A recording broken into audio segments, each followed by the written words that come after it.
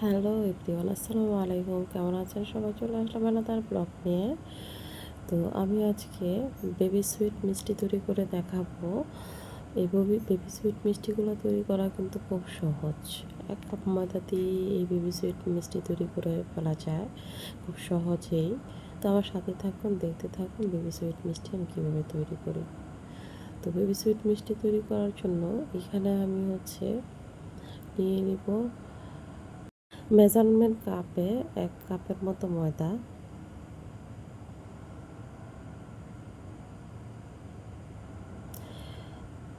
দিয়ে দেব 3 টেবিল চামচ গুঁড়া দুধ, দিয়ে দেব হাফ টেবিল চামচ বেকিং সোডা, দিয়ে দেব 1 টেবিল চামচ ঘি। এখন মিশ্রণগুলোকে হাত দিয়ে ভালো করে মিক্সড করে নেব।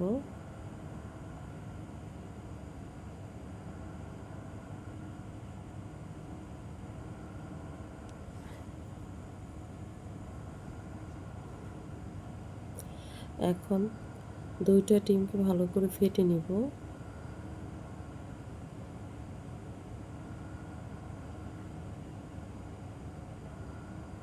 আমি যেটুকু উপকরণ নিয়েছি আমার 2টা ডিমই লাগবে, সেজন্য আমি 2টা ডিম ফেটে নিয়েছি। এখন অর্ধেক অর্ধেক করে আমি পুরো ডিমটা পুরো 2টা ডিমই আমি দিয়ে দেব। দিয়ে ভালো করে মাখিয়ে নিব। প্রথম দিকে মনে হতে পারে যে ডোটা নরম হয়ে গেছে, কিন্তু 5 মিনিট রেস্টে রাখার পর কিন্তু সেট হয়ে যাবে। হাতে একটু ঘি লাগিয়ে এখন আমি মিষ্টিগুলা ছোট শেপ দিয়ে তৈরি করে নেব সবগুলো মিষ্টি।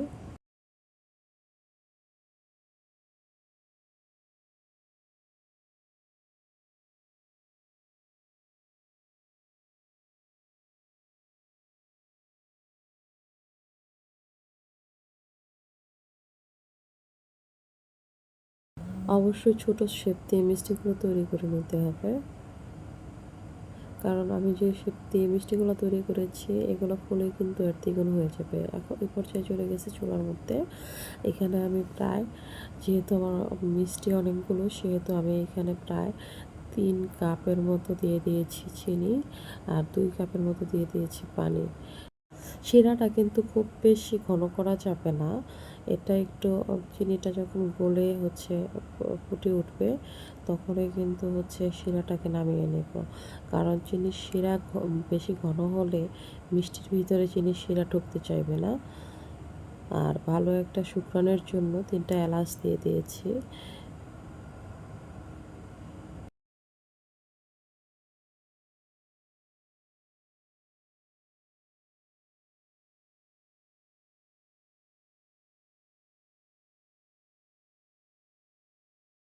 চিনিগুলো গলে গিয়ে পানিতে মিশে গেছে, তো শিরাটা রেডি হয়ে গিয়েছে।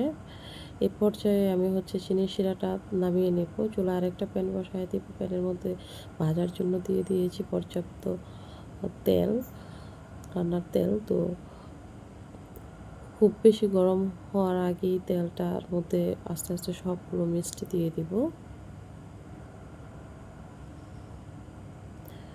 তেলটা কিন্তু খুব বেশি গরম হয় নাই। তো এই পর্যায়ে মিষ্টিগুলো নিজে থেকেই উপরে উঠে ভেসে আসতেছে, দেখতেই পাচ্ছেন। ছোট ছোট মিষ্টি কিন্তু ফুলে দ্বিগুণ হয়ে উপরে ভেসে উঠতেছে। তো এই পর্যায়ে আমি কিছু মিষ্টি নামিয়ে রাখবো। এই একটা কালারে 3টা কিছু মিষ্টি নামিয়ে নিব।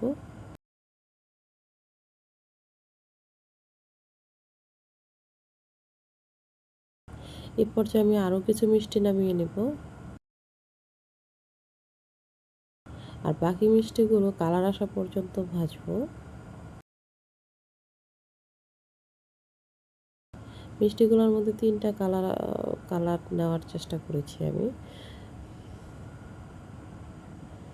এখন ঢাকা দিয়ে এটাকে 2 মিনিটের মতো জাল করে নিব মিষ্টিগুলোকে।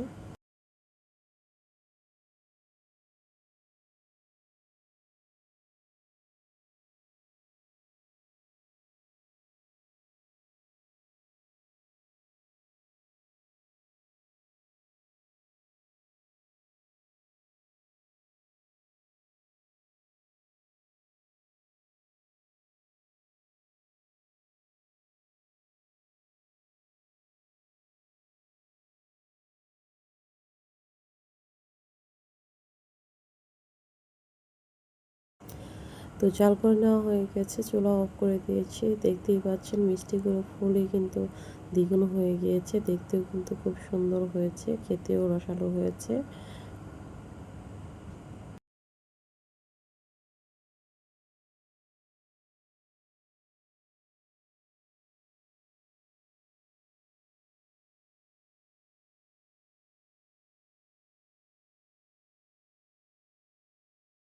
এই পর্যায়ে আমি কয়েকটা মিষ্টি আপনাদেরকে ভেঙে দেখাচ্ছি। দেখতেই পাচ্ছেন কতটা রসালো হয়েছে, কতটা তুলতুলে রসালো হয়েছে, খেতেও কিন্তু দারুণ হয়েছে। ভিডিওটি ভালো লাগলে লাইক, কমেন্ট, শেয়ার দিয়ে পাশে থাকবেন। আর চ্যানেলটি অবশ্যই সাবস্ক্রাইব করে দেবেন। ফিরে আসবো এরপর কোনো একটি ভিডিও নিয়ে। সে পর্যন্ত আপনারা সবাই ভালো থাকবেন, সুস্থ থাকবেন।